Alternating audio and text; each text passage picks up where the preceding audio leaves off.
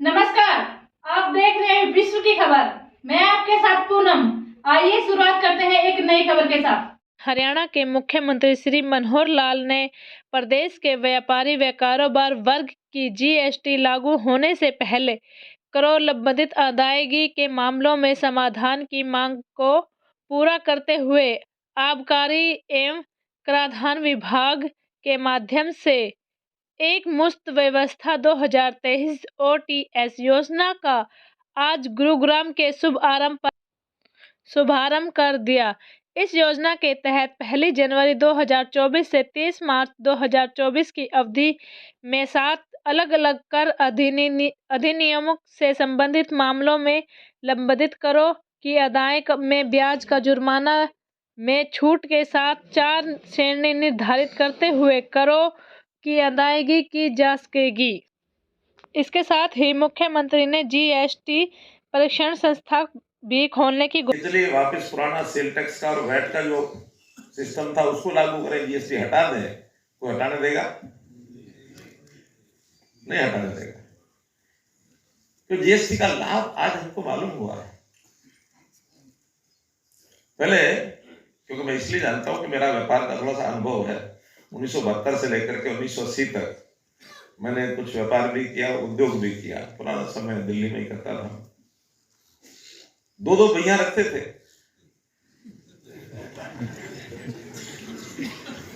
एक दुकान पर मुनीम बैठ के बनाता था, कोई आएगा उसको दिखा दूंगा।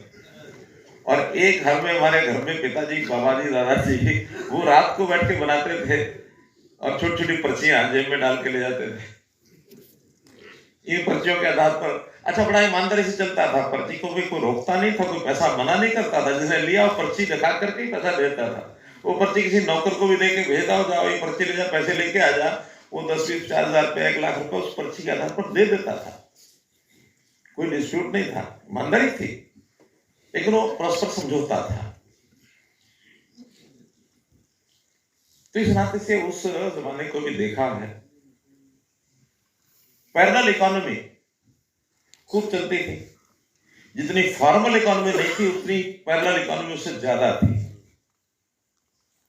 इस एरा में आकर के मोदी जी के वर्तमान वर्ष 2023 को भावभीनी विदाई और आने वाला नववर्ष 2024 की आपको सबको बहुत बहुत बधाई। बालकृष्ण जी, जो ST team OST one time का चला इस ओटी स्कीम है, उसके क्या फायदे आप व्यापारियों को?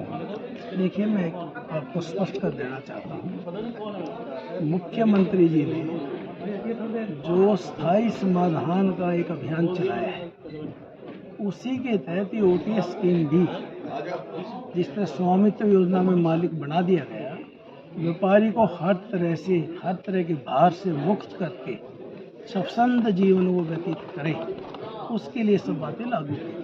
कारण मल्टीनेशनल के युग में जो हमारा व्यापारी है, ये पुरानी जो दिक्कतें थी उनकी वजह से खड़ा नहीं हो पा रहा था। अब मुख्यमंत्री जी ने ऐसा अभियान शुरू कर दिया कि यहाँ के व्यापारियों की सब समस्याएं खत्म करके सुविधाएं देकर इतना आगे बढ़ा दिया जाए, जिससे कि उनके मुकाबले में भी विकसित भारत के लिए अपना योगदान अच्छे ढंग से दे सके।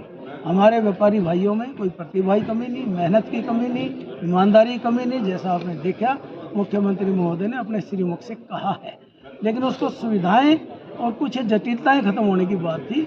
आदित्य मनोहर लाल जी हर फील्ड में रोजाना एक से एक बढ़कर, जैसे मार्केटिंग बोर्ड की, स्वामित्व योजना, दुनिया भर की और चीज़ें हैं, उनके अंदर सब सुविधाएं देकर एक मुश्त समाधान करते जा रहे हैं, जिसके परिणाम आने वाले समय में बहुत ही चमत्कार। सबसे पहले आपका नाम जानना चाहेंगे सर? रामनारायण यादव, एडवोकेट।